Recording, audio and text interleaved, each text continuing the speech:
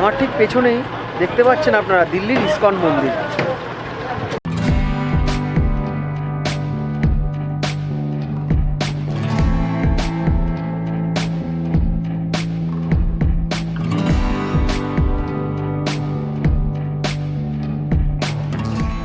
আজকে সকালবেলাতে বৃন্দাবনের গোকুল পরিক্রমা করে রাত্রে আমরা বৃন্দাবন পরিত্যাগ করে দিল্লির পথে রওনা দিয়েছি। আমরা দিল্লিতে পৌঁছাবো ভারতবর্ষের বিখ্যাত এক্সপ্রেসওয়ে যমুনা এক্সপ্রেসওয়ে দিয়ে। দিল্লিতে পৌঁছানোর আগে আপনারা সুন্দর এই এক্সপ্রেসওয়ের রাত্রেবেলাকার দৃশ্য উপভোগ করুন।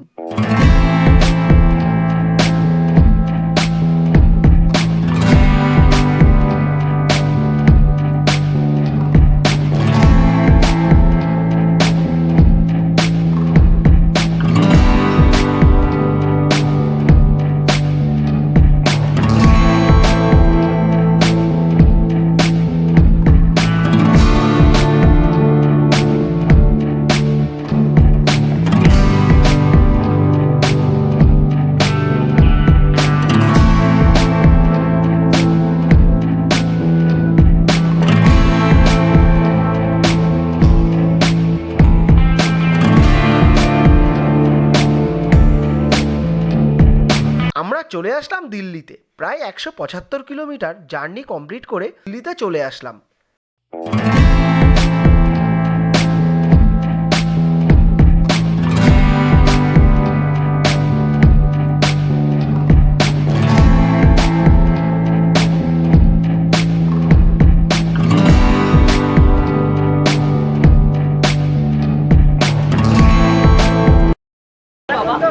গুড মর্নিং, কেমন আছেন আপনারা সবাই? Good morning from Delhi.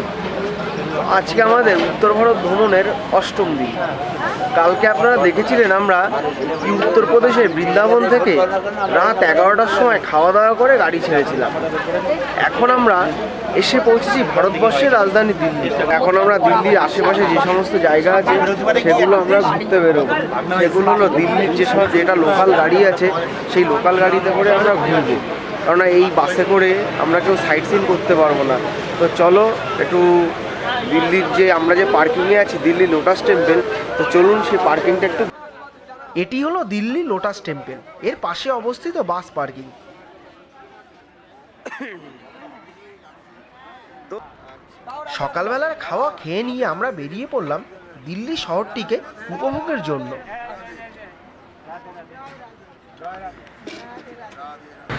তো দিল্লিতে সাইট সিন করার জন্য আমরা পেছনের ওই বাসটি ঠিক করে নিলাম। এক একজনের ভাড়া পড়লো 400 টাকা করে। তো আমরা দিল্লির আশেপাশে যত জায়গা আছে সব কিছুই বাসে করে ঘুরবো। তো এখন সময় হয়েছে প্রায় 10টা। তো এখন আমরা 10টার সময় যাব। আমাদের দেখি কতক্ষণ লাগে, প্রায় 3 থেকে 4 ঘন্টা মতো সময় লাগবে সাইট সিন করতে। চলো যাওয়া যাক। অনেক প্রতীক্ষার অবসান ঘটিয়ে উঠে পড়লাম বাসের মধ্যে। দিল্লি ভ্রমণের প্রথম গন্তব্য ইসকন মন্দির।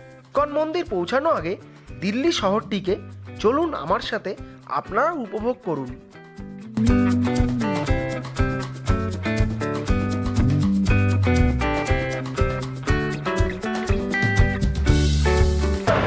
দিল্লি লোটাস টেম্পল থেকে একটুখানি গাড়ি ছেড়ে আমরা চলে আসলাম দিল্লির ইসকন মন্দিরের সামনে।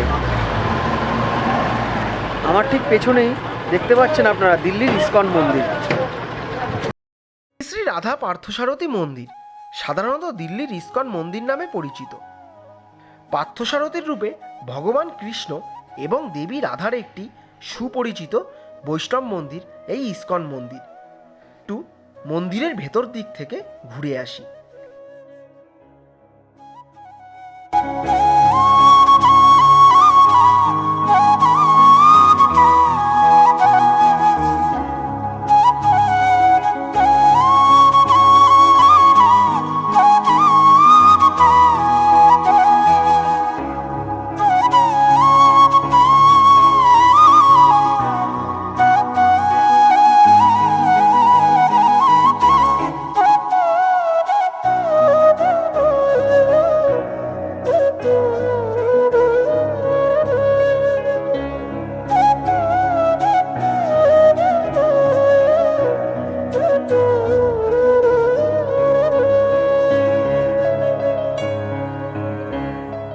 মন্দির দর্শন করে বেরিয়ে পড়লাম দিল্লির আরেকটি বিখ্যাত স্থান ইন্দিরা গান্ধী রাজীব গান্ধীর বাড়িতে, যেটি এখন মিউজিয়ামে রূপান্তরিত হয়েছে।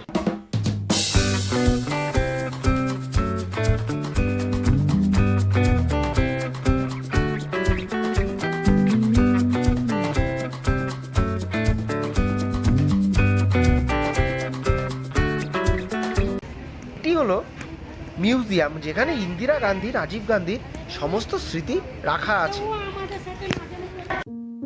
এর ভেতরে বিভিন্ন রকমের পাথর দেখতে পাবেন ইন্দিরা গান্ধী যখন প্রধানমন্ত্রী ছিল তখন যে নিউজ পেপার পড়তো সেগুলি, ইন্দিরা গান্ধীর বিভিন্ন ছবি।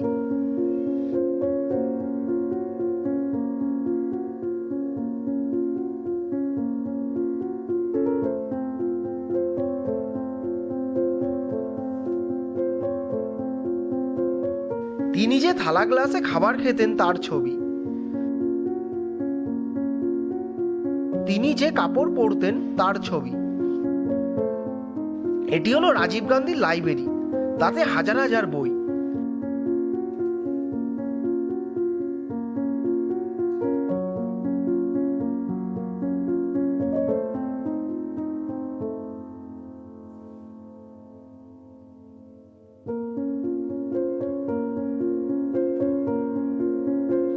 রাজীব গান্ধীর বিভিন্ন ছবি। রাজীব গান্ধী যখন বোম ব্লাস্টে মারা গিয়েছিল সেই দিনের পরিহিত জামা কাপড়, জুতো। গান্ধী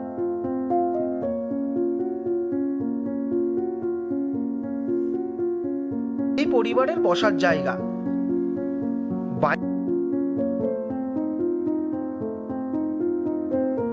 বাইরে বেরিয়ে আসলাম মিউজিয়াম থেকে।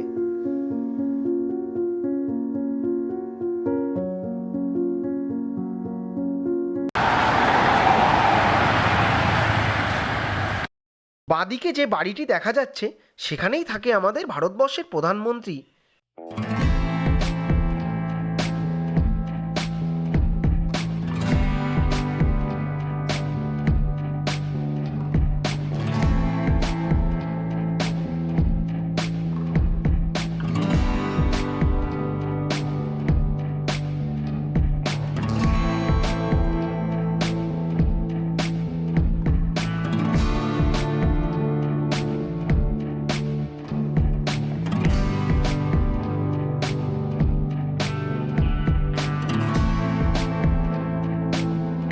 সোজা দেখতে পাচ্ছেন রাষ্ট্রপতি ভবন, এখানেই ভারতবর্ষের রাষ্ট্রপতি বসবাস করে। বাদিকে তাকালে দেখতে পাবেন ডিআরডিও ভবন, যেখানে বিভিন্ন রকমের মিসাইল পরীক্ষা নিরীক্ষা করা হয়।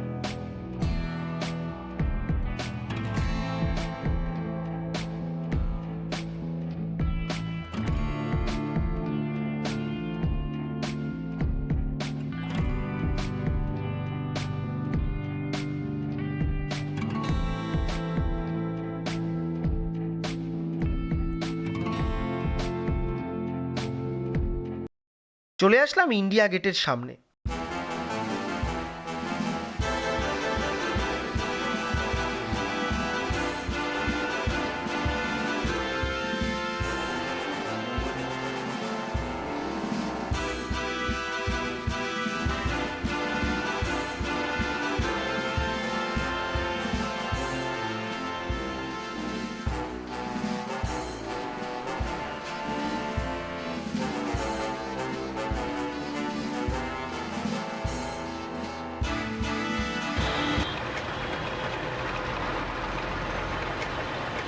দিল্লি শহরকে উপভোগ করতে করতে এখানে রাজীব গান্ধী ইন্দিরা গান্ধীকে সমাধি দেওয়া হয়েছিল। অক্ষরধাম মন্দির, যেটি গিনেস বিশ্ব রেকর্ড অনুযায়ী বিশ্বের সবচেয়ে বড় সর্বাঙ্গীন হিন্দু মন্দির এবং পরিপূর্ণ ভারতীয় সংস্কৃতি ও স্থাপত্যের ধাঁচে তৈরি এই অক্ষরধাম মন্দির। যমুনা নদীর তীরে অবস্থিত মন্দিরের একাংশ দামি পাথর দিয়ে স্বামী নারায়ণ ও ভারতের ইতিহাস বর্ণিত রয়েছে। মন্দিরের বাইরে থেকে মন্দিরের চূড়া দেখা যাচ্ছে।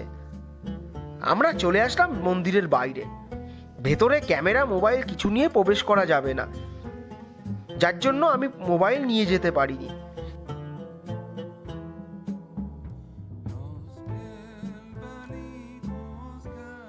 আমি এখন দাঁড়িয়ে আছি দিল্লির রাজঘাটের সামনে। এটাই হলো রাজীব গান্ধী, ইন্দিরা গান্ধী এবং মহাত্মা গান্ধীর সমাধি স্থান। আমার পেছনে ওই যে বাসের পেছনে যেটা দেখতে পাচ্ছেন এটাই হচ্ছে সমাধি। তো এখন আমরা ভেতরে প্রবেশ করতে পারবো না, কেননা এখন গেট বন্ধ হয়ে গেছে। এখন সময় হয়েছে 5:49, 5টার সময় এই গেট বন্ধ হয়ে যায়, যার জন্য এখন ঘুরতে পারবো না ভেতরে। চলে আসলাম রাজঘাটে। এখানেই রাজীব গান্ধী, ইন্দিরা গান্ধীকে সমাধি দেওয়া হয়েছিল।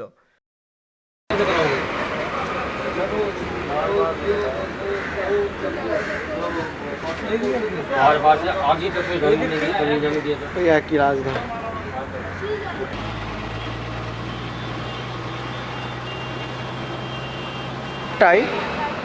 রাত এখন 8:43। আমি দিল্লিতে যে লোটাস টেম্পলের সামনে যে পার্কিংটা ছিল সেই পার্কিংয়ের সামনে চলে এসেছি। শরীর প্রচণ্ড খারাপ ছিল, যার জন্য লোটাস টেম্পলে যেতে পারিনি, শুধু ঘুমিয়ে পড়েছিলাম। তো এখন 8:43 বেজে গেছে। আমরা এখন গাড়ি ছেড়ে আমরা নয়ডা হয়ে যাব হচ্ছে আপনার কুরুক্ষেত্র। হ্যাঁ, এই সেই কুরুক্ষেত্র যেখানে মহাভারতের যুদ্ধ হয়েছিল। দিল্লিতে আরও অনেক কিছু আছে, কিন্তু সময়ের অভাবে রাত হয়ে যাওয়ার জন্য আমরা দেখতে পারিনি। তো আজকের মতো ভিডিওটি এখানেই শেষ করছি। ভিডিওটি যদি ভালো লেগে থাকে চ্যানেলটি সাবস্ক্রাইব করে আমাদের পাশে থাকবেন এবং কমেন্টে জানাবে ভিডিওটি কেমন হয়েছে। তো আজকের মতো সবাই টাটা। আবার দেখা হচ্ছে আগামী পর্বে অন্য একটি এপিসোড নিয়ে। আপনারা সবাই ভালো থাকবেন, সুস্থ থাকবেন।